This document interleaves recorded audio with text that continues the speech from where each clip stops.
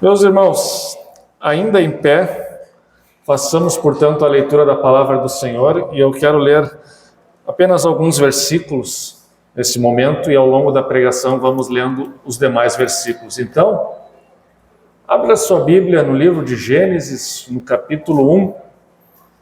Hoje estaremos dando início à nossa série de mensagens, portanto, no livro de Gênesis, e começamos pelo princípio, o capítulo 1 e o relato da criação.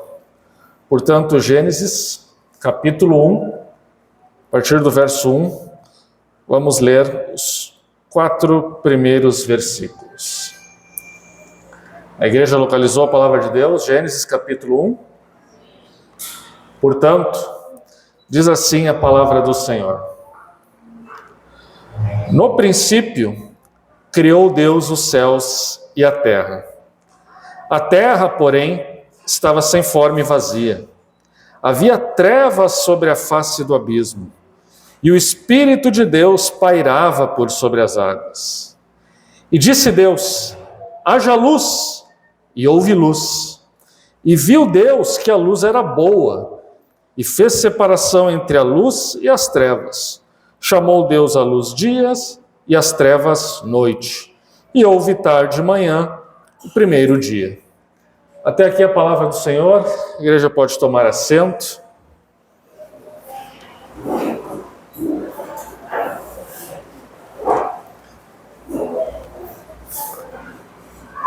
Todos nós nos perguntamos a respeito do sentido da nossa existência. Todos nós, em algum momento, nos perguntamos sobre nossas origens, se somos obra do acaso ou se somos fruto de um propósito maior do que nós possamos perceber, talvez um propósito eterno. E, consequentemente, também nos preocupamos sobre o nosso futuro. O que acontecerá conosco? O que acontecerá com nossa família? Afinal de contas, a vida que nós temos aqui neste mundo, ela tem um propósito, ela é tudo que existe? Ou ela está se desenvolvendo para algum propósito específico?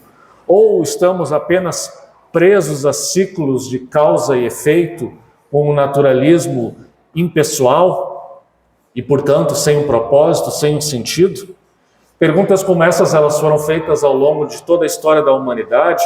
Podemos pensar nos filósofos gregos, mas não apenas neles. Podemos pensar nas grandes religiões do mundo, muito além do cristianismo, do judaísmo e do islamismo, mas também as religiões orientais, elas também têm a sua forma de meditar e de refletir e de responder sobre essas questões. E relacionado a tudo isso, nós temos os nossos temores cotidianos do dia a dia que não deixam de estar conectados a essas questões.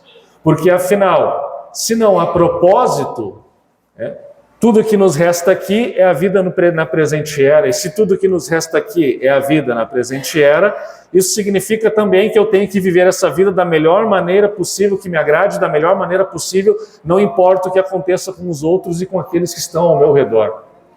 Agora, se há um propósito na boa criação de Deus, então significa que todas as coisas estão caminhando para esse propósito e que nós devemos viver à luz e de acordo com esse propósito.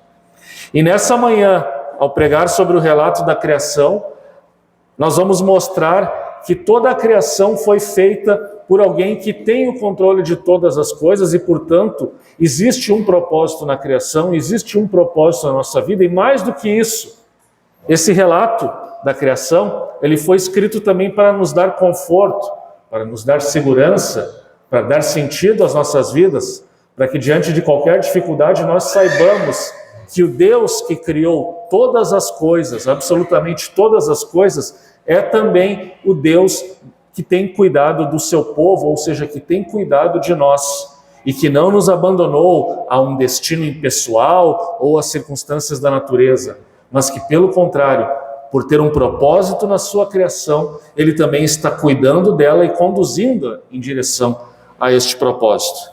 Agora, eu peço licença aos irmãos para trazer aqui algumas considerações introdutórias a respeito do livro de Gênesis. Porque, como essa é a primeira mensagem da série, é necessário que tragamos algumas explicações. Essas explicações elas podem ser um pouco técnicas, podem ser um pouco até cansativas, mas elas são necessárias porque elas estabelecem os fundamentos depois de todas as outras mensagens que virão. E a primeira consideração que nós temos que ter em conta a respeito do livro de Gênesis é quando ele foi escrito, por quem ele foi escrito, qual o seu propósito. Eu não vou entrar em minúcias aqui, mas basicamente a igreja, de uma maneira geral, assim como o judaísmo de uma maneira geral, entende que o livro de Gênesis, ou grande parte do livro de Gênesis, remonta a Moisés. E Moisés, por sua vez, viveu por volta aí do século 14 antes de Cristo. E ele tinha um amplo conhecimento tanto das religiões egípcias como das religiões de Canaã e mesmo também das religiões da Mesopotâmia, as religiões da região daquilo que nós chamávamos nos tempos bíblicos de Babilônia. E a partir daí, Moisés, portanto, e também sendo divinamente inspirado por Deus, ele teve a revelação. Evidentemente, Moisés não estava lá quando o mundo foi criado. Na verdade, não apenas Moisés, mas nenhum ser humano estava lá quando Deus fez todas as coisas. Portanto, não existe um registro histórico de alguém que presenciou aquilo e possa dar a narração. Evidentemente que a concepção de criação, a explicação da criação, ela foi dada por Deus por inspiração. E a igreja crê desde sempre que foi dada a Moisés. E Moisés, portanto, colocou isso nos livros, e livros esses que não apenas constituem o primeiro, que é Gênesis, mas uma coleção de 5 livros chamada de Pentateuco. Pentateuco vem da palavra penta no grego, que significa 5. 5 livros, os 5 livros de Moisés, que são os primeiros 5 livros da Bíblia. E esses 5 livros, eles estabelecem os fundamentos de toda a religião judaica, mas não apenas da religião judaica, mas também da religião cristã, que se fundamenta na religião judaica e que entende-se como um cumprimento da esperança do povo de Israel. Portanto, ao olharmos para o Pentateuco e mais especificamente para o livro de Gênesis, nós estamos falando dos fundamentos da nossa fé. E mais ainda, Gênesis, o nome Gênesis, ele foi dado aqui na tradução da escritura do hebraico para o grego. Pouco antes da época de Jesus, a Bíblia foi traduzida para o grego e na tradução os tradutores chamaram este primeiro livro de Gênesis, que no grego significa origens. Por isso a nossa série tem esse título, Origens, porque é literalmente o significado da palavra Gênesis. No hebraico, por sua vez, o nome vem das primeiras palavras que nós lemos aqui, no princípio. No hebraico é simplesmente assim que se chama, no princípio. Agora percebam que tanto o título hebraico quanto o título grego, Gênesis, ambos captam a mesma ideia do propósito do livro de Gênesis. Qual é o propósito do livro de Gênesis? Mostrar as origens de todas as coisas. As origens do mundo criado, do mundo em que nós vivemos, da natureza, do cosmos, a origem do ser humano como um todo, e a origem também das nações, dos povos, das línguas, e as origens, em última instância, e a grande parte do livro se preocupa com isso, as origens do povo de Deus, ou seja, no Antigo Testamento, do povo de Israel. As histórias dos patriarcas, que começam ali em Abraão, vão até a história de José, no final do livro, quando o povo foge da fome para o Egito, são histórias, portanto, que mostram as origens, o princípio do povo. Êxodo, quando começa, já começa com um povo estabelecido, um povo escravizado, mas já estabelecido, uma grande nação.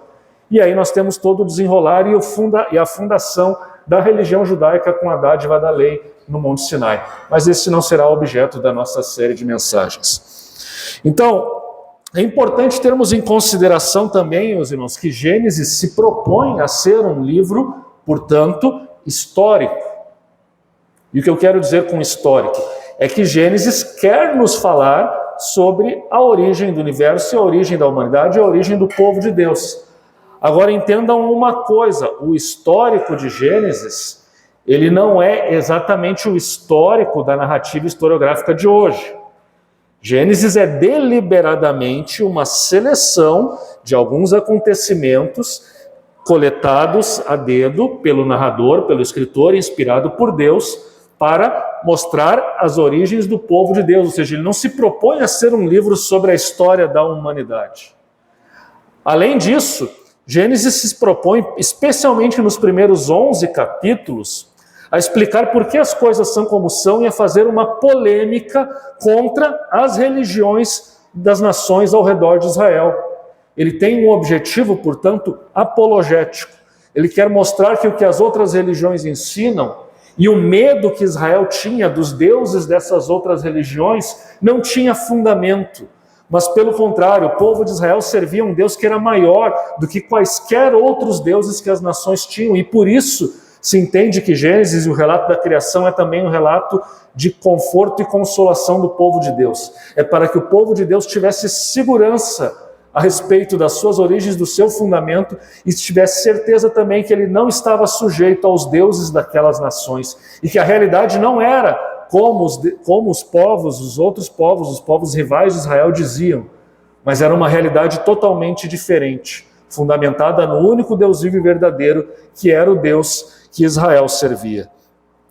Dito isso, portanto, nós podemos ir ao texto bíblico. E aqui é importante, e hoje eu quero falar, e eu não vou expor detalhadamente as narrativas, isso vai ser a tônica também da nossa série de mensagens de Gênesis. Desde já eu esclareço aos irmãos, nós vamos contar as histórias selecionadas do livro de Gênesis.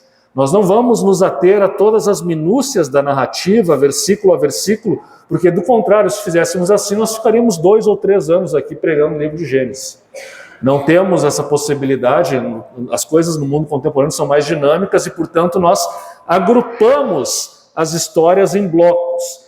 E hoje, a mensagem de hoje, ela vai se concentrar em Gênesis capítulo 1 e capítulo 2, um panorama dos relatos da criação. E aqui vocês vão dizer assim, como assim relatos da criação?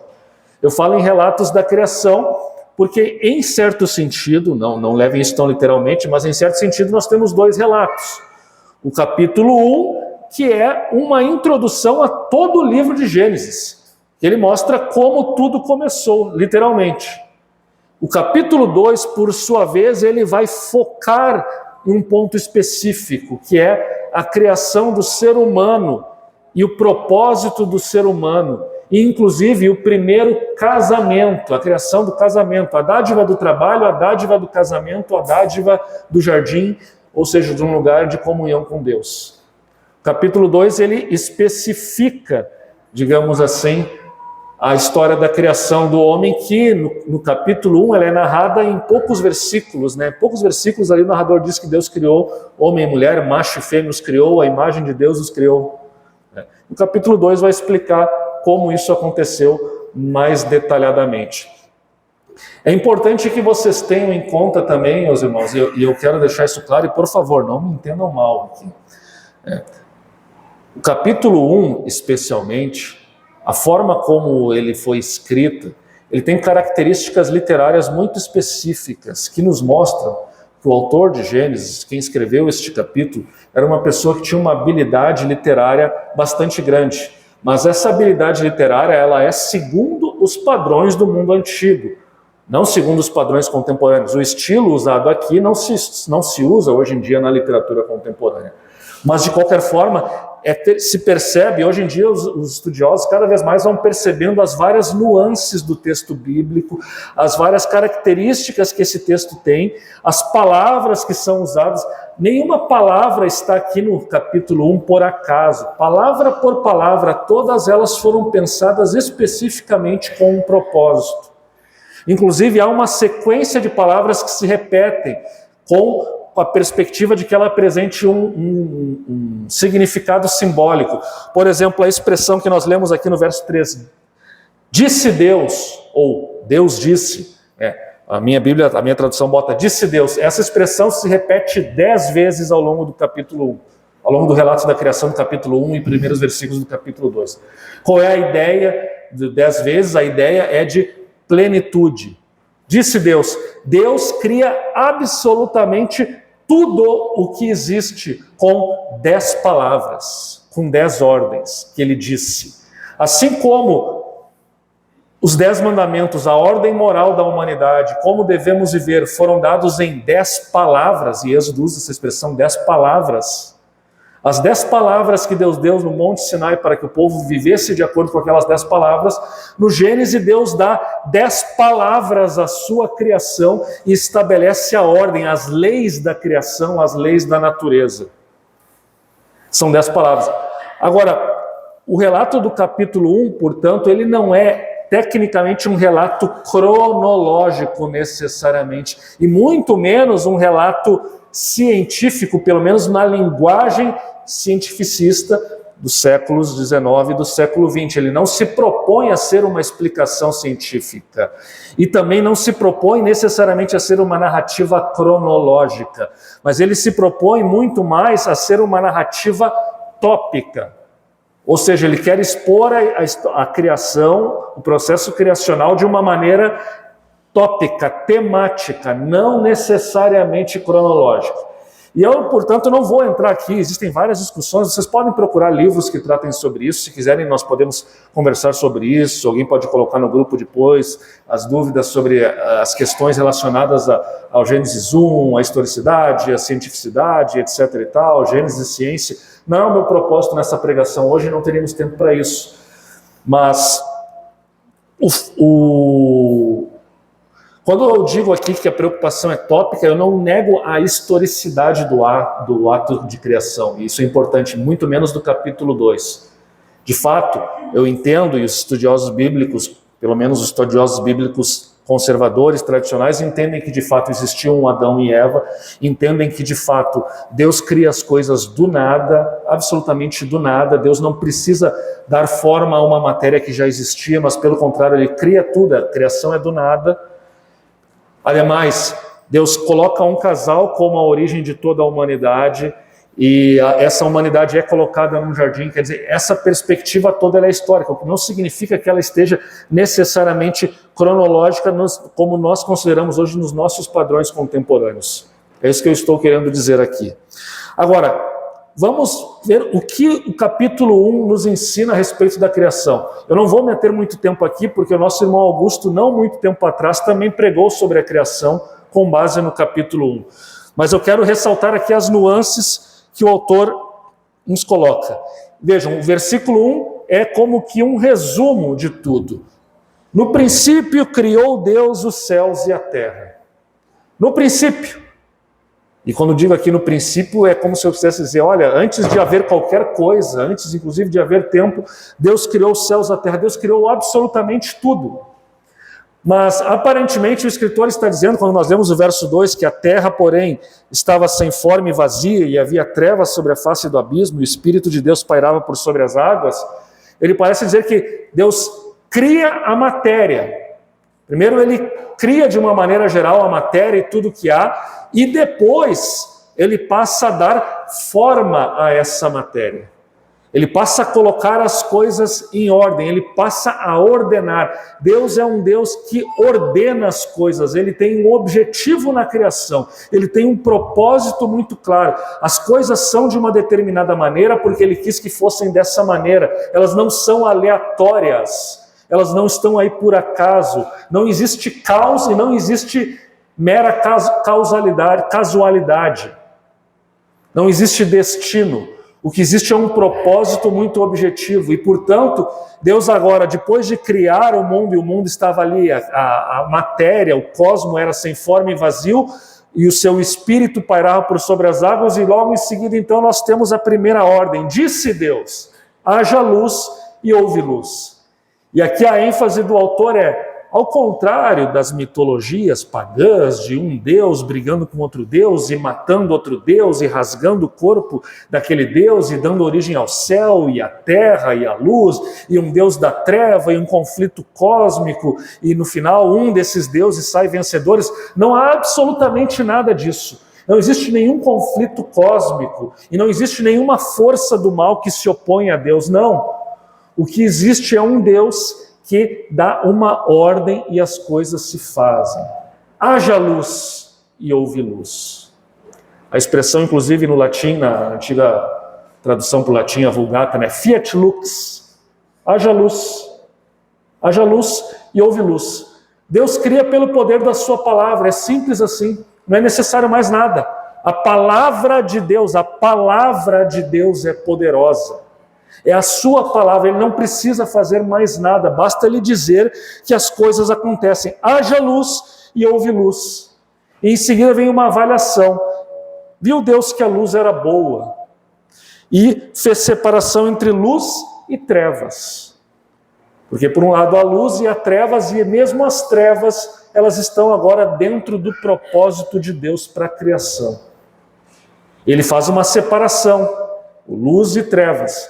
E a treva ela não é extinta, mas pelo contrário, dentro do propósito da criação, as trevas vão ter um papel também.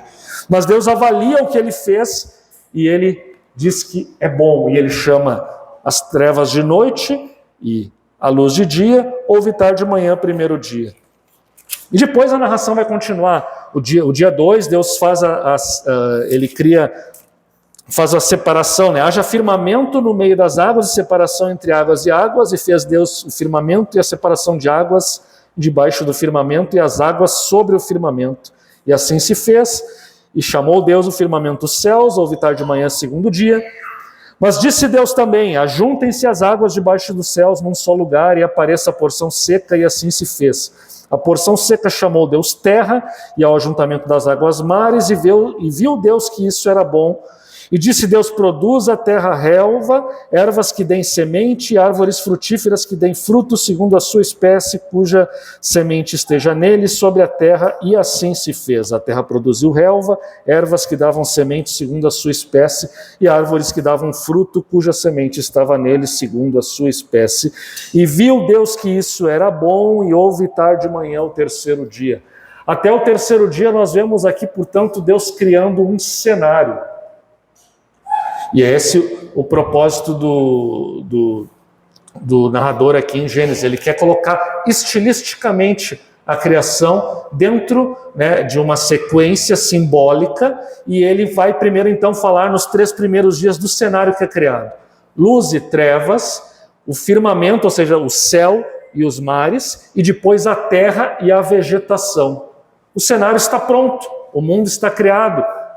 Mas agora, Deus vai, nos 3 dias subsequentes, ou seja, o dia 4º, 5º e 6º, Deus vai colocar e vai preencher esse lugar com os habitantes ou governantes desses locais.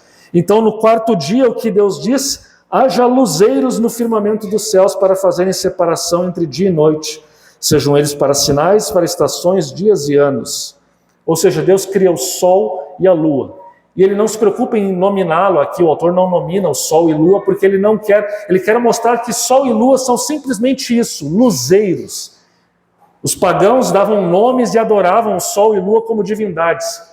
O autor aqui está tão preocupado em mostrar que eles nada mais são do que uma criação de Deus, do Deus soberano, com o propósito de regular o tempo e as estações, e nada mais do que isso, que ele sequer os nomina. Ele apenas os descreve, haja luzeiros, um para o dia, outro para a noite.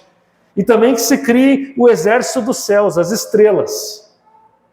Não há necessidade de temer os astros, os planetas, o sol, as estrelas, porque eles são criação de Deus, eles não são deuses e eles não têm poder sobre a humanidade. E se por acaso tivesse, só o teriam na medida em que Deus o permitisse, porque Ele é o Criador de todas essas coisas. Então, primeiro são criados então os astros para preencher o espaço e o cosmos e governar, entre aspas, o cosmos, no sentido de que eles estão ali regulamentando os ciclos de tempo. Mas depois, no 5º dia, Deus cria os habitantes dos mares e dos céus. E assim Deus cria os peixes, os animais marinhos, e cria as aves dos céus. E assim, vejam, o primeiro paralelo, primeiro dia da luz e trevas, nós temos o sol, a lua, as estrelas, né, que habitam o cosmos. O segundo dia, quando Deus faz separação entre céu, o firmamento, né, e as águas de cima do firmamento e abaixo do firmamento, ou seja, céu e mar, ele coloca os habitantes desse local, que são as aves e os peixes. E no 6º dia, que está em paralelo com o 3º dia, no qual Deus criou a terra, Deus então faz os animais selváticos, os animais que rastejam sobre a terra. Ele cria e eles se tornam alma vivente. Mas Deus não apenas cria animais. E aí nós vamos para o ápice do processo criacional, a coroa da criação, no sexto dia, ao final do sexto dia, quando então Deus, versículo 26, façamos o homem à nossa imagem conforme a nossa semelhança, e tenha ele domínio sobre os peixes do mar, sobre as aves dos céus e sobre os animais selváticos, sobre toda a terra e sobre todos os répteis que rastejam pela terra. E criou Deus, pois, o homem à sua imagem, a imagem de Deus, e criou, homem e mulher os criou. A coroa da criação, o ápice do processo criacional é aqui. Quando Deus então cria o homem, o ser humano, a humanidade, após ter criado os animais. E vejam, se os animais, como nos diz ali o verso 24, que Deus cria os animais domésticos, répteis e animais selváticos, segundo a sua espécie, são criados pelo poder da palavra de Deus, agora o ser humano é criado não meramente segundo a sua espécie, mas ele é criado segundo a imagem de Deus. Façamos o homem à nossa imagem, percebam aqui o plural, né? Façamos, mas Deus não é um só, porque façamos. Alguns dizem que é um plural majestático, né? De majestade, Deus como rei da criação. Outros dizem que Deus está falando com a corte celestial, ou seja, com os anjos, né? Dizendo façamos, mas isso tem um problema porque os anjos não criam a humanidade, quem cria a humanidade é Deus, não, os anjos não participam disso, né? Por que ele diz façamos então para os anjos? Outros dizem que Deus está falando consigo mesmo, né? Façamos o homem. E na verdade, essa interpretação me parece ser correta no sentido que nós podemos entender, nós sabemos, isso vai ser revelado depois do Novo Testamento, que Deus é uma unidade, mas também é uma pluralidade. Há três pessoas que subsistem em uma só essência. Deus é trino, então Deus é Deus Pai, Filho e Espírito Santo. Façamos o homem à nossa imagem. Nós somos a imagem do Pai, Filho e Espírito Santo. Espírito esse que no verso 2 já pairava por sobre o abismo antes da terra ser formada. E portanto, o Deus trino, em amor, toma uma decisão, ele executa, melhor dizendo assim, a decisão, e ele diz, façamos o homem à nossa imagem, à nossa semelhança. O ser humano portanto, é a imagem de Deus. E imagem de Deus significa que fomos criados para sermos seu representante na terra por ele criado. Nós governamos a terra. Os animais não são imagem de Deus. Os animais não estão no mesmo nível. E, portanto, eles foram criados para servir a humanidade. Isso é o que, inclusive, Deus vai dizer. Deus os abençoou e disse, sede fecundos, multiplicai-vos, enchei a terra, sujeitai-a, dominai sobre os peixes do mar, sobre as aves do céu, sobre todo animal que rasteja sobre a terra. Essa é a ordem que Deus nos dá e que também é chamada de mandato cultural na teologia cristã. Ou seja, Deus quer que produzamos, Deus quer que tenhamos vocações, que cuidemos da criação. E vejam, temos o domínio sobre a criação, isso não significa um domínio predatório, não significa destruir a criação, não significa abusar da criação, mas, apesar de não significar isso, significa sim que a criação foi feita para o ser humano e não o contrário. E que a criação se sujeita aos interesses e propósitos do ser humano enquanto representante de Deus na terra. E, na verdade, haveria uma harmonia plena entre humanidade e criação, não fosse algo que destruiu posteriormente essa harmonia, e sobre isso falaremos na próxima semana. Mas o fato é que no propósito de Deus, a humanidade foi colocada para governar a terra e governar a criação, e a criação existe por causa da humanidade e não a humanidade por causa da criação. Mas aquilo que a humanidade faz nesse mundo, cuidando da terra, se multiplicando, crescendo, produzindo sociedade, produzindo cultura, isso é bom e decorre da bênção de Deus e da ordem de Deus. Deus quer que vivamos em sociedade, Deus quer que façamos cultura, Deus quer que tenhamos o domínio sobre a criação. Não é que o mundo é mau, que a criação seja má, ou que a criação nos afasta de Deus, não. existe sim uma ordem para estarmos envolvidos com a boa criação de Deus. O que estraga a criação e nos afasta de Deus não é a criação, é o pecado. É o pecado que não estava aqui. Onde vocês leram no capítulo 1 sobre o pecado e sobre o mal e a morte? Não havia pecado, não havia mal, não havia morte. Mas mesmo assim, havia o quê? Trabalho. Havia uma ordem de se envolver, de fazer sociedade, de se multiplicar, de crescer. Havia sim uma ordem de cuidar da criação de Deus. Isso faz parte, portanto, da própria criação. E imagem de Deus, portanto, significa que nós somos governantes da criação e podemos ser governantes porque nós temos uma mente, porque nós temos a razão, porque nós temos uma capacidade de nos relacionarmos com o próximo e, acima de tudo, porque assim como Deus diz façamos, nós também, ao sermos criados à imagem de Deus, nós podemos nos relacionar e, portanto, podemos amar. Somos fruto do amor de Deus. A Trindade, o Deus Trino, quando ele decide, ele quer compartilhar aquilo que ele é. E João, no Novo Testamento, vai dizer que Deus é amor. E vai dizer que lá no princípio, como nós cantamos aqui, no princípio era o Verbo estava com Deus, o Verbo era Deus, e todas as coisas foram feitas por meio dele, e sem ele, nada do que foi feito se fez. O próprio Jesus Cristo estava presente, portanto, nesse ato da criação. João está fazendo uma clara alusão a Gênesis 1. No princípio, o Verbo, ou seja, Deus, e vejam só a nuance, Verbo. Algumas outras traduções bíblicas, em vez de traduzirem por verbo, elas traduzem por palavra. E o que é a palavra em Gênesis 1? É o poder criador de Deus. Deus cria as coisas pela sua palavra. Disse Deus, e assim se fez. Disse Deus, e assim se fez. Disse Deus, e assim se fez.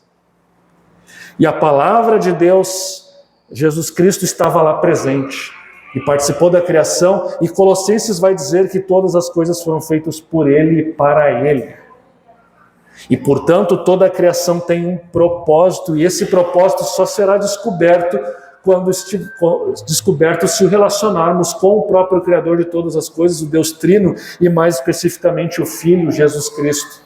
A parte dele, nunca entenderemos o propósito da criação, nunca entenderemos para onde a criação de Deus está caminhando e andando. Mas, continuando a nossa narrativa, e aqui vamos já encerrando e trazendo algumas considerações sobre o capítulo 2, encerrando o capítulo 1 e trazendo considerações sobre o capítulo 2. No relato da criação, Deus faz o ser humano imagem e semelhança. Alguns se perguntam se há diferença entre os dois vocábulos, né? São sinônimos, né? Na poesia hebraica existe o paralelismo. O paralelismo é quando a segunda palavra repete a primeira, ela transmite a mesma ideia da primeira usando uma palavra diferente, é o paralelismo sinonímico. Alguns entendem que aqui é um paralelismo sinonímico, mas outros entendem que não é que a segunda palavra está repetindo a primeira, mas que ela está acrescentando algo à primeira. Na Idade Média se dizia que imagem era o fato de termos a imortalidade, a razão, e semelhança era o fato da justiça original, que éramos perfeitamente justos e santos, mas isso foi perdido com a queda. Essa interpretação é interessante, mas eu acho um pouco artificial. Mas provavelmente aqui, o paralelismo hebraico, imagem significa isso, né? Ou seja, somos como uma estátua de Deus, um representante de Deus na Terra, que marcamos a sua presença nesse mundo, e temos algumas características que pertencem ao próprio Deus, como razão, imortalidade, amor, capacidade de nos relacionarmos, e semelhança, por sua vez, limita o conceito de imagem. Semelhança nos lembra que, apesar de sermos como uma imagem de Deus, nós não somos Deus. O ser humano não é divino. Apesar dos pagãos dizerem isso e dos reis se autoproclamarem Deus, era o rei da Babilônia, era o faraó no Egito, depois o imperador romano, o imperador persa, o Alexandre o Grande também chegou a um ponto de se dignificar como Deus, mas o fato é que nenhum ser humano é Deus. Ele pode ser a imagem, mas ele é apenas semelhança. E o relato aqui, e aqui eu encerro sim o capítulo 1, o relato de Gênesis 1, ele quer também ensinar uma outra ideia fundamental. A transcendência de Deus. Deus é absolutamente transcendente. Nas palavras de um teólogo do século XX, ele é o totalmente outro. Ele não se identifica com a sua criação numa continuidade, ou seja, eu quero dizer com isso, não há continuidade entre Deus e a criação está aqui e Deus está aqui. Não é que Deus é a criação é uma emanação do ser de Deus, como diziam os pagãos, como dizia a filosofia grega. Não, a criação não é, como dizia algumas religiões gregas, a religião egípcia tinha um mito lá que dizia até que um deus, num ato sexual, num ato de masturbação, deu origem a outro deus, que deu origem ao mundo. Não, nós não somos emanações de Deus. Deus cria tudo pelo poder da sua palavra, e o que é criado é distinto dele, não é a mesma coisa. E é por isso que no capítulo 1 o hebraico usa a palavra Elohim. No princípio, criou Deus, e aqui Deus é Elohim, é o nome genérico, é o nome excelso de Deus. É literalmente como se o vocábulo Deus, o que o vocábulo Deus denota, ou seja, um ser excelso, um ser soberano, um ser onipotente, um ser onisciente, um ser que está acima da criação. E a criação não se confunde com ele, inclusive a humanidade, que é a sua imagem, e portanto que tem alguns atributos que compartilha e representa Deus, mas ela é só semelhança, ela não é como Deus. Então, o capítulo 1 nos apresenta um Deus que está muito além da criação e muito acima. Isso poderia nos dar uma ideia equivocada de Deus. Um dos propósitos de Gênesis 1 e 2 é nos falar de quem Deus é. E ele é o primeiro personagem. Vejam, o primeiro sujeito da primeira frase da Bíblia. No princípio criou Deus, ou seja, no princípio Deus criou. Ele é o sujeito, ele é o personagem.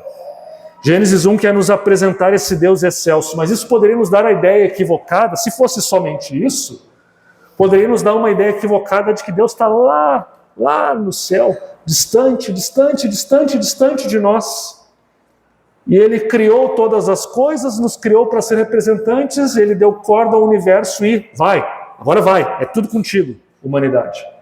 E está distante, não se relaciona conosco, não se preocupa conosco. Mas aí então nós temos o relato do capítulo 2. E aqui Deus é apresentado com outro nome, o nome pelo qual ele era conhecido pelo seu povo pessoalmente. Vamos ao que diz o capítulo 2.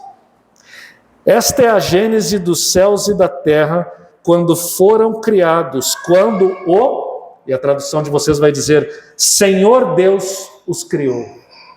No hebraico, o que nós temos aqui é a expressão Yahvé Elohim. Ou, traduções mais antigas diriam Jeová. O Senhor aqui é a forma como a nossa tradução colocou para não mencionar o nome de Deus, que é considerado sagrado pelos judeus. Ela colocou então Senhor, e toda vez que a Bíblia de vocês aparecer Senhor com letras maiúsculas, é a tradução de Yahvé. Yahvé, e Deus, por sua vez, é a tradução de Elohim. Então, o Deus que cria todas as coisas não é somente aquele Deus excelso, transcendente, mas ele também é Yahvé Elohim. Eu sou o que sou, é o Deus que se revela a Moisés, é o Deus que fala com seu povo, é o Deus que chama um povo, é o Deus que chama Abraão, é um Deus que, portanto, se relaciona com um povo, que cuida do povo, que está presente com o seu povo, que está pessoalmente transitando, e todo o capítulo 2 vai nos apresentar um Deus que está conosco, e que não apenas está lá afastado da sua criação, mas está presente na criação. E vejam bem, presente na criação, mas não fazendo parte dela.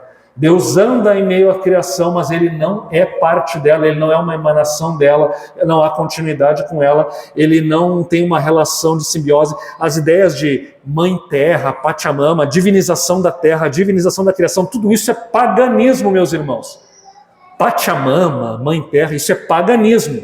É paganismo, não tem nenhum lugar na fé cristã. Não existe mãe terra, a terra não é divina e a natureza não é divina. Ela foi criada por Deus e Deus não compartilha a sua natureza com a sua criação. Por outro lado, ele está sim presente na sua criação. Ele está com o seu povo e ele está com a humanidade. Esta é a gênese do céu e da terra quando foram criados, quando o Senhor Deus os criou. Não havia ainda nenhuma planta do campo na terra, pois ainda nenhuma erva do campo havia brotada, porque o Senhor não fizera chover sobre a terra, e também não havia homem para lavrar o solo. Mas uma neblina subia da terra e regava toda a superfície do solo. Então formou o Senhor Deus, Yahvé Elohim, ao homem do pó da terra, e lhe soprou nas narinas o fôlego de vida, e o homem passou a ser alma vivente. E plantou o Senhor Deus, Yahvé Elohim, um jardim no Éden, na direção do Oriente, e pôs nele o homem que havia formado.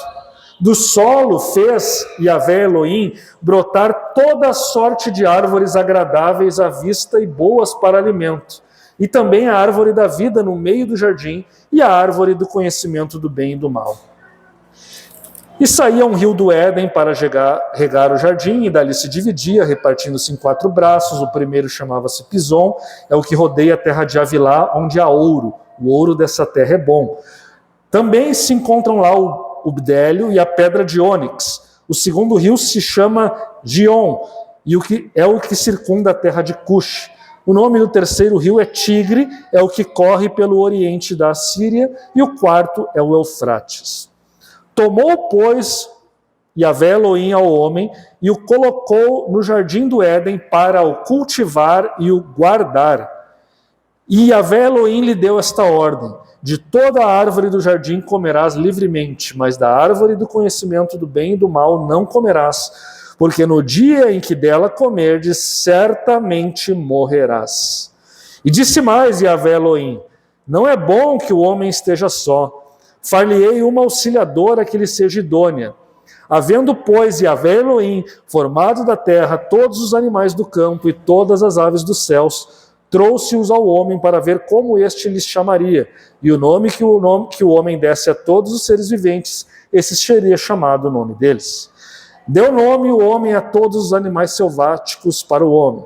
Todavia, não se achava uma auxiliadora que lhe fosse idônea. Então, Yahvé Elohim fez cair pesado sono sobre o homem, e este adormeceu. Tomou uma das suas costelas e fechou o lugar com carne. E a costela que Yahvé Elohim tomara ao homem, transformou-a numa mulher e lhe a trouxe. E disse o homem: esta, afinal, é osso dos meus ossos e carne da minha carne. Chamar-se-á varoa, porquanto do varão foi tomada. Por isso, deixa o homem pai e mãe e se une à sua mulher, tornando-se os dois uma só carne. Ora, um e o outro, o homem e sua mulher, estavam nus e não se envergonhavam. E aqui nessa bela história, nós vemos, novamente, um Deus pessoal, presente no mundo criado. Esse Deus cria o ser humano, cria o homem primeiro, e ele cria o homem com um elemento da sua criação, do pó da terra. Mas do pó da terra, o homem não é apenas pó, como os animais, mas ele sopra, né, o Ruach Yahvé. Ele sopra, né, sobre o ser humano. Ele sopra do seu espírito, do seu fôlego. Alguns vão traduzir por vento, por sopro, né, no grego a palavra pneuma. Mas o fato é que Deus sopra e agora o ser humano se torna um ser vivente.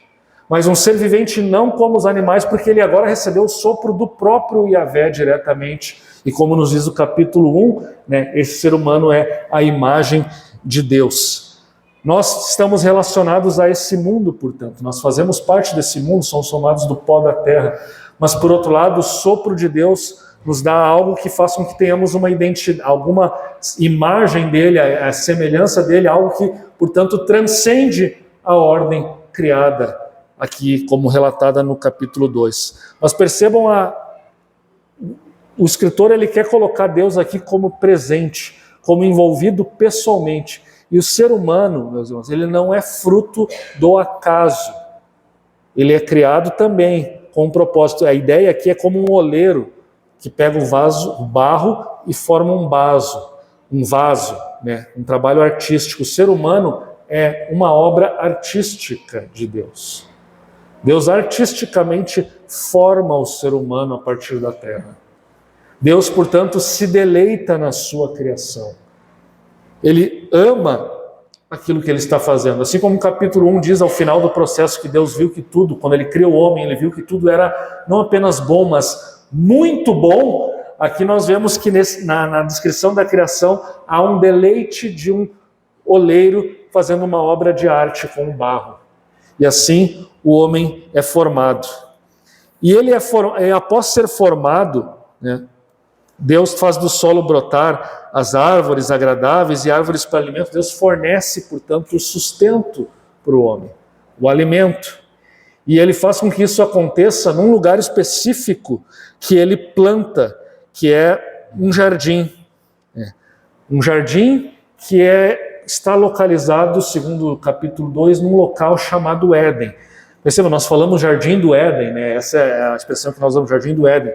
O jardim não era todo o Éden, mas ele estava localizado no Éden. Esse lugar é um lugar que hoje ele não está mais acessível à humanidade. A gente poderia especular o que houve com ele, mas a descrição que ele dá aqui, quando ele cita o rio Tigre, Eufrates, parece que esse lugar ficava ali na Mesopotâmia, ou seja, onde hoje é o atual Iraque, né? Ou talvez até parte do que é o Irã, a Pérsia, né? Talvez o norte do Iraque, mais perto da Turquia, mas esses lugares hoje eles são desérticos, né? São lugares também com muita miséria, muita guerra, muita destruição, né? Percebam um contraste do que é com o que foi quando foi criado. Era a palavra aqui, depois a tradução disso para o grego deu origem à palavra paraíso, né? Que vem da ideia de jardim fechado, né? Mas Deus coloca, portanto, ele planta um jardim, e nesse jardim tem de tudo o que o ser humano precisa, né? E Deus coloca o homem para cultivar e guardar esse jardim. E aqui, novamente, aquilo que falamos do capítulo 1 é especificado aqui. Há um local ainda mais específico dentro da criação de Deus, um jardim no qual, nós vamos ver isso no capítulo 3, mas Deus transita por esse local. Ou seja, nesse jardim Deus faz a sua morada. Deus habita naquele local. Em toda a criação de Deus, em todo o cosmos, Deus habita naquele jardim. Ali, portanto, como uma figura do templo, o local da morada de Deus. Deus está habitando com o ser humano.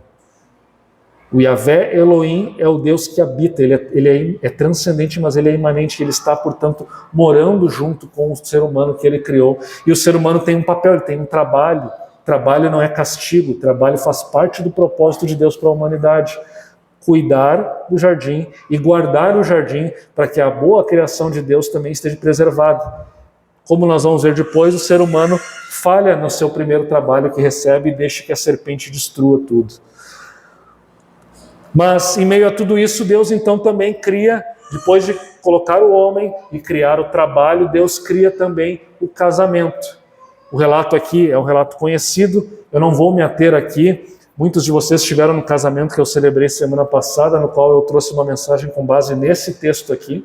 Eu até brinquei com os noivos, vocês vão estar em lua de mel no início da série, mas eu já estou adiantando parte da série para vocês aqui, né, no sermão do casamento de vocês. Mas o relato da criação da mulher, e portanto também do primeiro casamento, também tem uma grande beleza, ele é todo proposital, ele mostra também o envolvimento pessoal de Deus nessa criação, e nos mostra a mulher sendo tirada da costela de Adão. Nos fala também que a mulher, portanto, e o próprio Adão reconhece isso, ela é osso dos meus ossos e carne da minha carne. Usando aqui uma expressão técnica, né? Ontologicamente a mulher é igual ao homem, ou seja, na sua essência, na sua natureza, ela também é do mesmo que o homem foi formado, ela não é, portanto, um ser inferior. Gênesis 2 deixa isso claro. Mas, por outro lado, Gênesis 2 também coloca o homem com autoridade. Por quê? Por dois motivos. Porque Adão é criado antes, Paulo vai dizer isso depois do Novo Testamento, e também porque Adão, ele nomeia a mulher, chamar-se-á varoa, porquanto do varão foi tomada. E mais adiante ele vai chamar ela de Eva, porque ela é mãe de todos os viventes. E no mundo antigo, dar nome denota autoridade. Adão deu nome aos animais. Por quê? Porque ele tinha autoridade sobre os animais. Deus dá nome àqueles que ele chama. Isso denota autoridade. Ele chama Abraão por um outro nome. E Adão dá nome a Eva também, o que denota autoridade. A autoridade do marido sobre a mulher, ela, portanto, remonta à ordem criacional. E ela decorre não da natureza ou da essência de ambos, mas de algo que Deus estabelece ali, quando ele cria o homem primeiro e do homem ele extrai a mulher. A palavra auxiliadora, por si só, não designa necessariamente submissão, mas ela aponta para o fato de que a mulher complementa o marido. Eles são diferentes, não há identidade. A igualdade do homem e a mulher é no sentido de dignidade, de que os dois são plenamente humanos. Mas há uma diferença. No próprio capítulo 1, Deus diz que os fez macho e fêmea, e são esses os dois gêneros que existem, não existem outros mais. Ele os criou macho e fêmea. E aqui ele nos mostra que da costela de Adão ele tira a mulher, e ela é varoa, porquanto do varão foi formado, e eles vão agora ser chamados a se unir. E, portanto, o próprio narrador vai fazer esse comentário. Veja, não é um comentário que Adão faz, mas é o narrador do capítulo 2, que diz: portanto, deixa o homem pai e a mãe, se une à sua mulher, tornando-se os dois uma só carne. A união do casamento é a união mais íntima que pode haver, a tal ponto que eles deixam pai e mãe, o homem especialmente deixa pai e mãe, e se une à sua mulher, e há uma intimidade tão profunda que eles se tornam uma só carne. O relacionamento do casamento foi feito, portanto, para ter a máxima intimidade que pode haver no âmbito das relações humanas.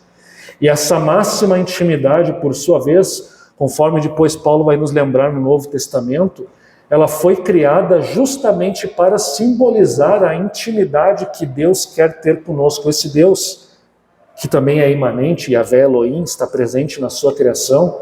O Yahvé Elohim que estava ali transitando, ele quer ter um relacionamento com a sua criação, com o seu povo que ele criou, um relacionamento de intimidade, e para isso ele cria o casamento como um símbolo dessa união e dessa intimidade, desse amor que ele quer ter pelo seu povo, por aqueles que ele criou. O casamento, portanto, tem esse propósito glorioso de apontar para a glória do Deus Criador de todas as coisas. Não é que o casamento foi criado. Se nós tivéssemos só o relato de Gênesis, poderia nos dar a impressão que o casamento foi criado como uma instituição independente, faz parte apenas da esfera criacional e é uma instituição que existe e tem que existir pela ordem presente. Mas, a bem da verdade, Paulo depois vai nos lembrar que, sim, é uma instituição criada para a presente era, mas ele tem um propósito teológico muito específico, que é apontar o próprio relacionamento do Criador com a sua criatura. A profundidade do relacionamento de marido e mulher aponta para a profundidade do relacionamento de Cristo com a igreja. A união com Cristo é tão grande, tão profunda e tão íntima, que ele compartilha a sua santidade e justiça, e nós compartilhamos o nosso pecado e miséria com ele, e ele leva isso e, portanto, nos limpa e nos purifica e nos constitui como um povo santo. Somente uma união íntima permite tal coisa, e profunda. E é em Cristo, portanto, que nós temos a eterna redenção, mas sobre a eterna redenção não vamos falar hoje, porque não é o tema do nosso sermão. Eu vou encerrar, portanto, essa mensagem, nosso horário já está bem avançado, com algumas aplicações à luz de tudo isso que nós ouvimos, e tenham bem claro, eu reconheço isso, meus irmãos, foi um apanhado por cima dos capítulos 1 e 2. Haveria muitas considerações mais a serem feitas aqui, muitas explicações a serem feitas. Eu vou compartilhar depois o meu esboço, e ali talvez tenha algumas considerações a mais. E eu também me coloco à disposição desde já à igreja para qualquer esclarecimento que vocês desejam. Mas essa história, como eu falei lá na introdução, essas histórias, elas têm um propósito. E muitos comentaristas nos relacionam esse propósito com o contexto que vivia o povo de Israel quando elas foram escritas. De fato, Moisés escreveu esse relato, e isso foi escrito numa época em que o povo estava em vias de libertação. depois de ter sofrido muito e estar ali transitando no deserto e aguardando a entrada numa terra onde todos os povos eram inimigos. No Egito, onde eles viveram, com uma visão de mundo totalmente diferente, com deuses que os escravizavam. Em Canaã, que haviam outros deuses e outras mitologias, e até mesmo na distante Mesopotâmia, que haviam reis e mitos do passado que poderiam causar até um certo pavor. Mas agora Deus manda Moisés escrever para o seu povo para consolar esse povo e saber que não é necessário que o povo tema esses deuses, essas nações. Na verdade, o Deus deles, Yahvé Elohim, é o Criador de todas as coisas. E a primeira aplicação é, portanto, que Deus é tanto transcendente como imanência. E o que isso significa em sentido prático para nossas vidas, meus irmãos? Significa que, por um lado, nós temos que chegar diante de Deus no nosso dia a dia, no culto, quando frequentamos aqui, com aquele temor e reverência necessária, porque Deus é totalmente outro, Ele é totalmente transcendente. Mas isso também nos fala do seu poder, e isso significa que nós podemos confiar que tudo o que existe, toda a criação, inclusive aquilo que, às vezes por medos, nós nos sentimos ameaçados do caos, das instituições humanas, ou às vezes ficamos ameaçados quando vemos a grandeza do universo, do sol, da lua, das estrelas, e pensamos, puxa, mas será que de fato nós não somos um grão de areia no meio de uma criação desordenada, sem propósito? Não. Há um Deus que criou todas as coisas, e por mais ilógico que isso possa parecer à luz da ciência contemporânea, como também era ilógico para o povo de Israel à luz das mitologias rivais, por mais que isso não pareça ser lógico, o fato é que Deus criou este planeta e colocou o ser humano como coroa da sua criação.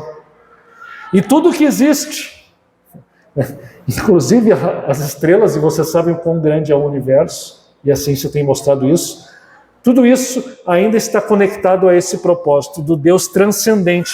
Mas esse Deus que é transcendente também é imanente. E o que isso significa? Os profetas vão dizer que Deus habita com um contrito e abatido de espírito. Ele, inclusive, se fez carne. Ele estava ali no jardim, depois ele vai aparecer, as teofanias, as aparições de Deus em alguns momentos, mas ele vai consumar essa imanência por meio da encarnação. Ele se faz carne e assume a forma humana. E ele promete que estará conosco todos os dias até a consumação dos séculos. O Deus que nós servimos, portanto, na sua imanência, ele se preocupa conosco. Então, não é que Deus abandonou o universo e deixou ele correr, não é também que Deus é a natureza, o universo, mas a verdade é que ele está presente, ele conduz a história humana, ele conduz a história do seu povo, ele cuida do seu povo e ele vai fazer com que o seu povo, ou seja, todos nós, cumpram os propósitos para os quais foram chamados. E isso, portanto, nos dá o conforto e a segurança de que Ele está conosco em meio ao nosso sofrimento, em meio aos nossos desafios, em meio àquilo que nos angustia. Lembremos que Elohim é também Yahvé Elohim. Ele é o Deus conosco, Ele é o Deus que está presente em nossos dilemas e desafios do mundo. Mas também a segunda aplicação nos faz lembrar, e ela é uma consequência da primeira, que existe, se Deus é criador de todas as coisas, nós dependemos absolutamente dele e dos seus propósitos. Se nada acontece sem a sua permissão e ele tem controle de todas as coisas, isso significa que nós temos que olhar para Deus e ver, identificarmos qual é o propósito que ele tem para nós com o seu povo. Temos que nos identificar com a sua vontade e fazer a sua vontade. E a Escritura nos revela a sua vontade, nos revela aquilo que ele deseja, mas antes de tudo, nós não podemos construir as nossas vidas à parte de Deus. O grande problema da humanidade é que ela constrói suas vidas, reinos e impérios, e os próximos capítulos de Gênesis vão mostrar isso. A parte de Deus, isso acaba mal sempre. Mas nós somos chamados a colocarmos a nossa vida totalmente aos seus cuidados, dependermos dele em tudo que fizermos e nas nossas escolhas. Meus irmãos, não conduzam as suas vidas à parte de Deus. Não tomem decisões das suas vidas, decisões importantes sobre onde vão morar, sobre onde vão trabalhar, qual vai ser o tamanho da sua família. Não tome essas decisões sem considerar a vontade de Deus e aquilo que Ele revelou na sua Escritura. Faça Deus presente na sua vida e dependa dEle em relação a tudo aquilo que vocês fizerem. Mas a terceira aplicação nos fala da imagem e semelhança, e isso nos fala das nossas vocações. Já pregamos sobre isso, e é importante lembrar, meus irmãos, Deus tem um chamado para nós aqui nessa vida, nesse mundo também. Deus quer que façamos cultura, que façamos filhos, criemos esses filhos para a glória de Deus, os ensinemos, cuidemos, que nos casemos, que cuidemos do nosso cônjuge. Em tudo isso, meus irmãos, nesses afazeres diários, nessas rotinas diárias, nessas vocações comuns, o nome de Deus é glorificado, porque Ele criou o mundo e criou o ser humano como seu representante e deu essa função para Ele. Então, se fazemos isso, estamos cumprindo o propósito também da nossa criação. Esse é um dos propósitos. Por um lado, termos um relacionamento com Deus Criador e, por outro lado, representarmos a Ele aqui nessa terra. Então, vá com a sua vocação, para o seu trabalho, para aquilo que você faz, faça isso para a glória de Deus. Lembre-se de Deus naquilo que você fizer. Não seja um profissional relaxado, não seja um pai relaxado, uma mãe relaxada, um marido, uma esposa relaxada. Eu poderia aqui multiplicar aqui todas as vocações que nós temos aqui, mas Deus quer que você se envolva com essas coisas, e Deus quer que você faça isso com excelência. Quando você fizer isso com excelência, o seu nome, o nome de Deus, enquanto Criador, será glorificado. A quarta aplicação, por sua vez, nos fala do casamento. O casamento, meus irmãos, também faz parte dos propósitos de Deus. Não significa que todas as pessoas precisam casar, porque nem todos são chamados ao casamento também. Isso Paulo vai nos falar no Novo Testamento. Mas o fato é que o casamento é uma bênção de Deus. E no casamento, Deus nos chama a compartilhar nossas vidas. Compartilhem suas vidas com o seu cônjuge. Intimidade não é uma coisa tão natural. E mais, depois do pecado, a tendência que nós temos eu me esqueci de mencionar isso, mas o capítulo 2 nos diz que ambos estavam nus e não se envergonhavam. Porque não havia pecado ainda. Então eles tinham intimidade plena, representada pela nudez. O pecado agora, ele cria uma certa alienação entre os seres humanos e também entre os cônjuges. Mas o modelo de Deus para o casamento é um modelo de intimidade. E nós somos chamados a reproduzir esse modelo. Compartilhar nossas vidas, nossas angústias. Isso nem sempre é fácil. Mas a Escritura nos chama também a ter esse compartilhamento. Por quê? Porque ao fazermos assim, nós estamos também falando da intimidade que nós temos com Cristo, com Deus, com o nosso Salvador, com o nosso Redentor. E que o nosso casamento, portanto, possa representar mais essa intimidade e esse relacionamento. E por fim, a última aplicação de todas nos chama a descansar no Deus Criador de todas as coisas. Deus nos chama a descansar nele. Ele criou todas as coisas e descansou no sétimo dia. E Ele nos chama a participar do seu descanso. E por quê? Porque se Ele fez todas as coisas, se Ele sustenta todas as coisas, se Ele está presente em meio à sua criação, nós podemos estar seguros que Ele está cuidando das nossas vidas. É Ele que garante que nós não somos como animais, é Ele que garante que a morte não encerra nossa existência, nossa personalidade, nosso legado, tudo aquilo que fizemos. Ele quis compartilhar seu amor e criar todas as coisas, inclusive a nós, a sua imagem. E por isso nós podemos ter certeza que Ele está cuidando de nós. E Ele nos chama agora a descansar, Ele nos convida a participar desse descanso. E, portanto, deixe suas ansiedades, deixe seus medos, deixe seus problemas diante dEle. Coloque tudo diante dEle, entregue Ele e aprenda a descansar junto com Ele, o Criador de todas as coisas, sabendo que Ele promete que estará com o seu povo sempre, até a consumação dos séculos. Que essa esperança, portanto, possa consolar o povo de Deus diante de suas aflições e diante de suas angústias. Vamos colocar em pé e vamos orar. Deus eterno, louvamos o Teu nome nessa manhã. A Tua palavra foi exposta e ela nos revela um Deus que cria todas as coisas, ela nos revela um Deus que cuida de nós, ela nos revela um Deus que tem intimidade conosco, intimidade com o seu povo, ela nos revela que nós temos um chamado, ela nos revela que temos uma missão nesse mundo. E nós oramos, Senhor, para que essa história, essas narrativas de Gênesis, elas sirvam como conforto pleno a nós, a todo o teu povo, a toda a tua igreja, em todos os séculos, Senhor. Mas nós, em nossas angústias diárias, em nossas aflições diárias, em nossos desafios, em tudo aquilo que nos amedronta, Senhor, que possamos olhar para Ti e ver o Deus Criador de todas as coisas, e ver o Deus que se relaciona conosco, e ver o Deus que nos chama como povo. E ao ver todas essas coisas, possamos largar todas as nossas ansiedades diante de Ti, que Tu possa ser, portanto, o nosso auxiliador, o nosso consolador, o nosso cuidador, que possamos ter mais intimidade contigo enquanto Criador de todas as coisas, que possamos nos espelhar em Ti, na Tua bondade, no Teu amor também, para que possamos ter graça para vivenciarmos isso em nossos relacionamentos, em nossas famílias, em nossos casamentos, em nossas vocações que Tu nos deste, Pai. Age, Senhor, em meio ao Teu povo e fortalece o Teu povo. É em nome de Teu Filho Jesus que nós oramos. Amém.